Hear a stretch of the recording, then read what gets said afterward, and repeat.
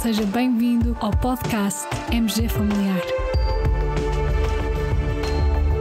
Um podcast sobre temas pertinentes que nos fazem refletir e frequentemente com implicações para a prática clínica. E damos as boas-vindas ao nosso anfitrião, professor Carlos Martins.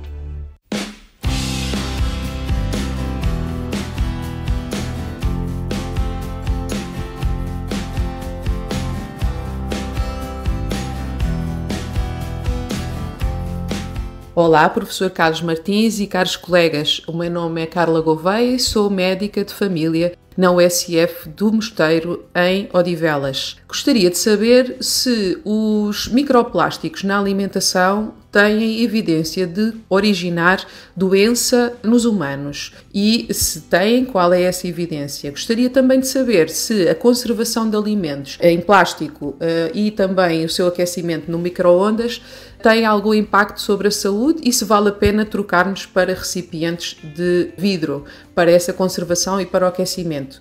Queria parabenizá-lo também pelo seu excelente trabalho. Muito obrigada por tudo o que faz pela evidência científica em medicina geral e familiar.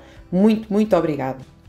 Muito obrigado, Carla, pela gentileza das suas palavras e também por este desafio tão interessante.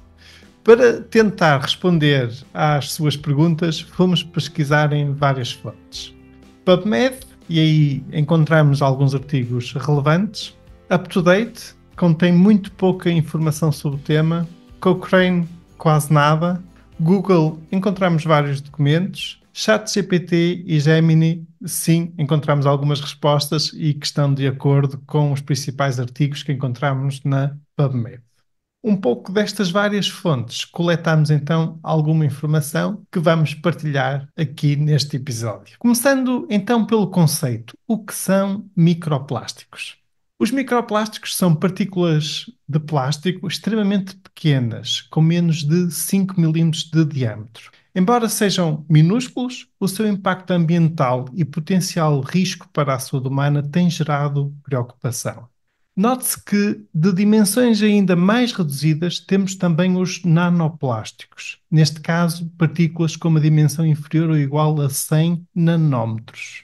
E os nanoplásticos também são fonte de preocupação e podem, inclusivamente, atingir o corpo humano através de inalação. Vamos então tentar compreender melhor o que são, de onde vêm e como se classificam os microplásticos.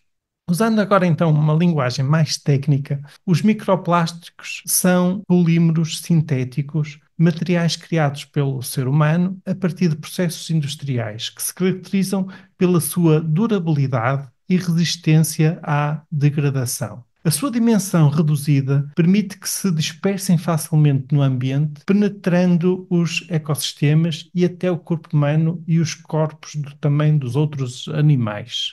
Os microplásticos podem ser classificados em dois grandes grupos, dependendo da sua origem.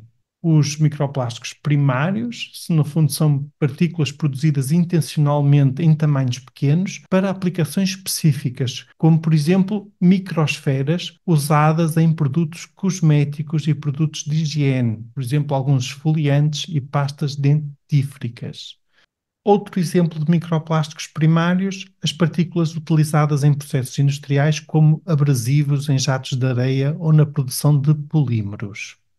E depois temos os microplásticos secundários, partículas que resultam da degradação de plásticos maiores, devido, por exemplo, à exposição ao sol, ao calor, ao vento, à chuva e outros fatores ambientais. Neste caso, temos, por exemplo, os fragmentos de sacos plásticos, de garrafas e de embalagens descartadas, as partículas resultantes de decomposição de redes de pesca abandonadas no oceano, os resíduos de plástico provenientes de aterros que acabam dispersos no solo ou na água.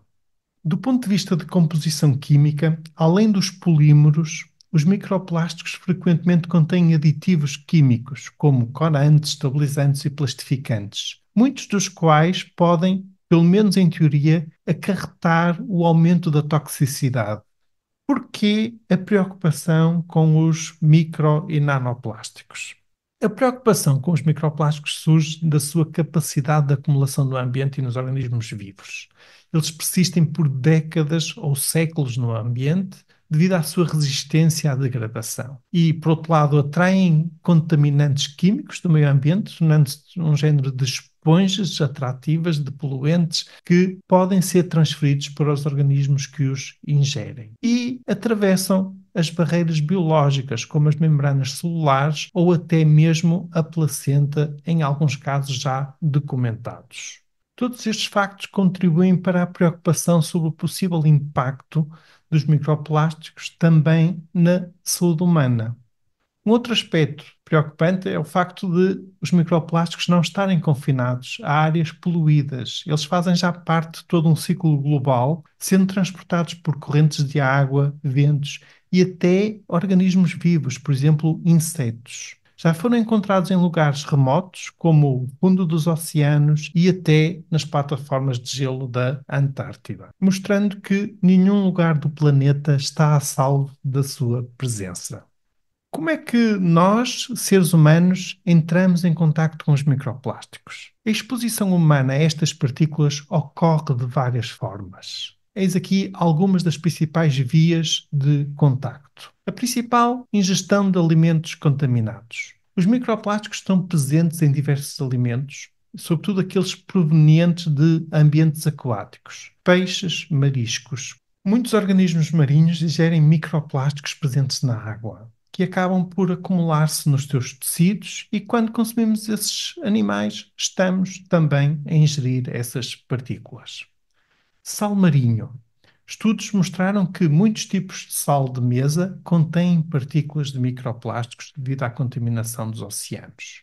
Frutas e vegetais. Embora pareça surpreendente, estudos recentes revelaram que microplásticos podem ser absorvidos por plantas através do solo ou da água contaminada, chegando até aos alimentos que depois consumimos no nosso dia a dia. Segunda fonte de contaminação humana, o consumo de água. A água potável, seja da torneira ou engarrafada, contém microplásticos. Um estudo de 2018 analisou amostras de águas em vários países e encontrou partículas de plástico em mais de 80% das amostras. Curiosamente, a água engarrafada muitas vezes apresenta concentrações ainda mais altas de microplásticos devido à migração de partículas do próprio recipiente de plástico. Outra via de contaminação humana, a via inalatória. Os microplásticos estão presentes no ar que respiramos, especialmente em áreas urbanas e industriais. E estas partículas podem resultar do desgaste, por exemplo, de pneus nas estradas, que libertam microplásticos para o meio ambiente, de fibras sintéticas de tecidos, como poliéster ou nylon, que se libertam durante a lavagem de roupas ou simplesmente pelo desgaste durante o uso, e também de poeiras urbanas, que contêm fragmentos de plásticos que se degradaram ao longo do tempo. Outra fonte de contaminação humana, os produtos de uso diário. Como já referimos, muitos produtos que utilizamos no dia a dia são uma fonte direta ou indireta de microplásticos, nomeadamente produtos cosméticos e produtos de higiene, alguns esfoliantes, algumas pastas dentífricas e produtos de limpeza que contêm microsferas de plástico. Também as embalagens alimentares, o contacto direto entre alimentos e embalagens plásticas pode transferir microplásticos para os alimentos, especialmente em condições de aquecimento ou armazenamento prolongado. E aqui respondemos já à questão sobre a utilização de micro-ondas que a Carla nos coloca. E a resposta da Carla é sim, aquecer alimentos de micro-ondas em recipientes de plástico pode aumentar o risco de exposição a microplásticos e outros químicos potencialmente prejudiciais. Existem mais estudos, mas posso referir um que encontramos através da PubMed, publicado em setembro de 2023 na Food Chemistry, e que tentou avaliar precisamente se existe transferência de microplásticos e também de sais de prata quando certos recipientes ditos antibacterianos são aquecidos no micro-ondas. Testaram inclusivamente um biberão e o resultado confirmou a passagem de microplásticos e prata para os alimentos. O aquecimento no micro-ondas afeta os plásticos quer pela libertação de partículas, O calor pode enfraquecer a estrutura dos recipientes plásticos, fazendo com que pequenas partículas, incluindo microplásticos, sejam libertadas para os alimentos ou líquidos. E isto vai se agravando com o uso repetido dos recipientes no micro-ondas, pois vai aumentando a sua degradação. Por outro lado, o aquecimento de micro-ondas também pode potenciar a migração de químicos.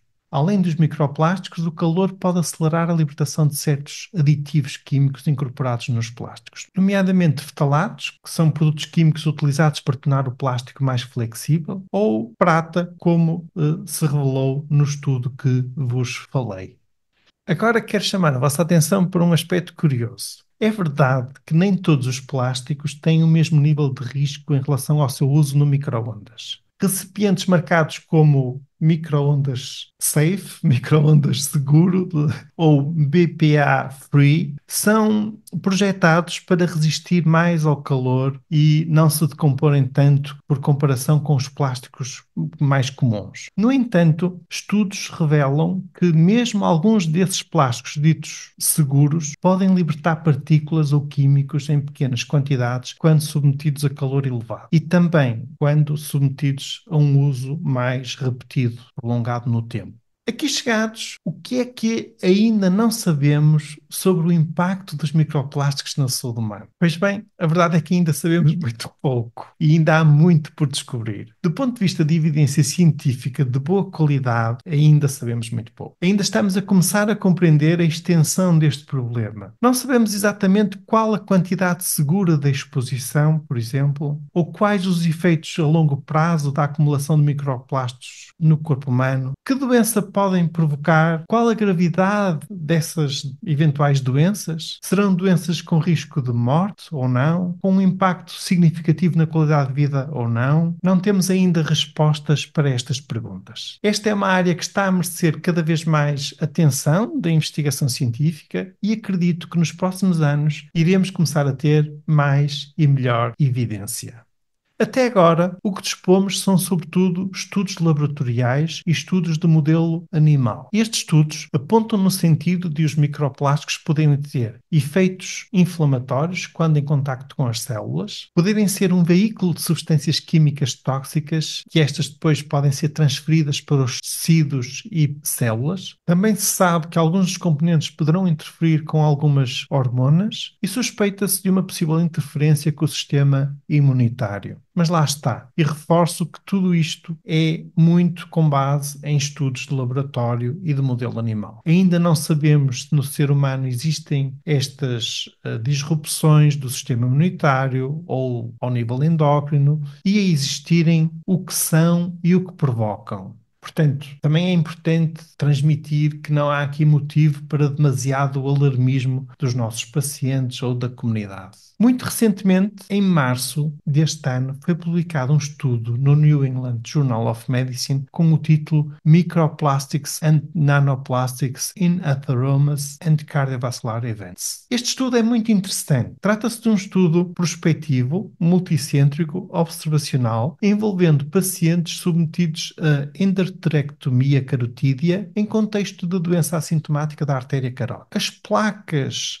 carotídeas excisadas foram então analisadas quanto à presença de micro ou nanoplásticos. O outcome primário, o marcador primário, foi um marcador composto que incluiu infarto de miocárdio, acidente vascular cerebral ou morte de qualquer causa nos participantes que tinham evidência de micro ou nanoplásticos na placa ateromatosa em comparação com os participantes sem a presença de micro ou nanoplásticos nas placas. Foram incluídos no estudo 304 participantes e 257 completaram um seguimento médio de 33,7 meses. Em 150 participantes, ou seja, 58,4% dos participantes, foi detectada a presença de micro ou nanoplásticos nas placas carotídeas. Os participantes em que foi detectada a presença de micro ou nanoplásticos no ateroma apresentaram um risco mais elevado de um evento cardiovascular, ou seja, de um evento do marcador composto do que aqueles participantes em que a presença de micro ou nanoplásticos não foi detectada, com um hazard ratio de 4,5. Os autores escrevem nas conclusões que, neste estudo, os doentes com placa artéria carotídea em que foram detectados micro ou nanoplásticos tiveram um risco mais elevado de um marcador composto de infarto do miocárdio, AVC ou morte por qualquer causa aos 34 meses de seguimento do que aqueles em que não foram detectados micro ou nanoplásticos.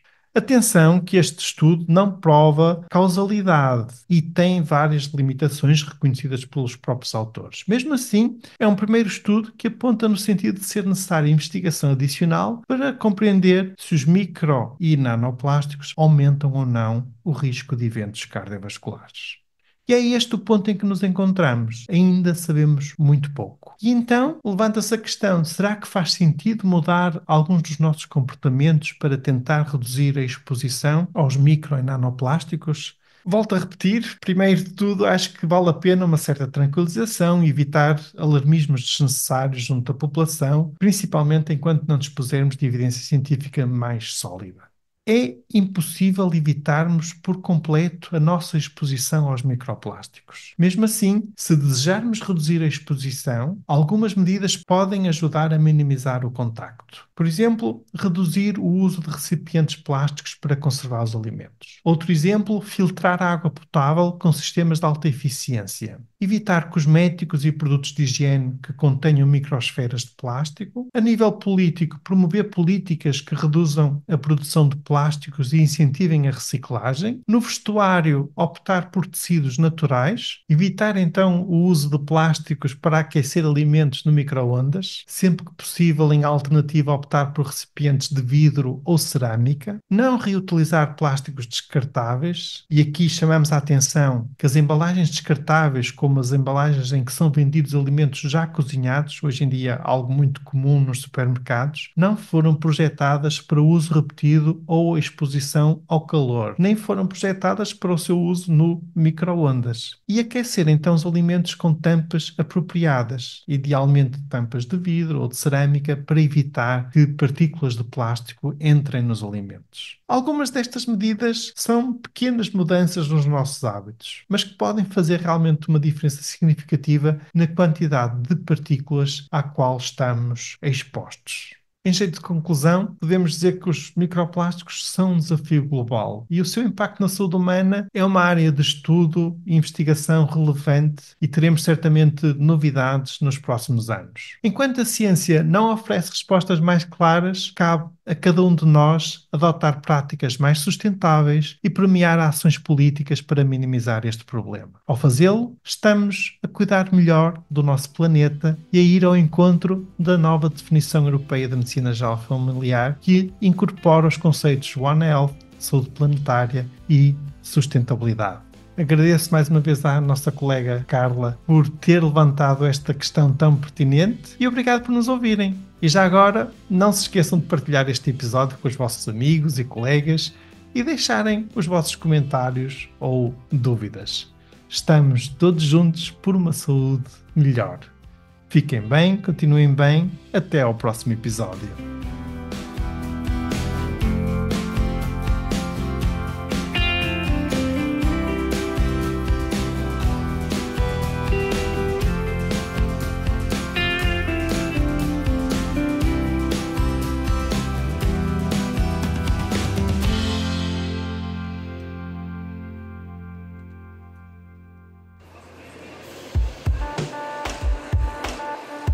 E terminamos assim esta edição do podcast MG Familiar. Muito obrigada por nos ouvir. Se desejar completar a sua leitura, muitos dos conteúdos abordados neste podcast estão disponíveis em www.mgfamiliar.net. Até ao próximo episódio.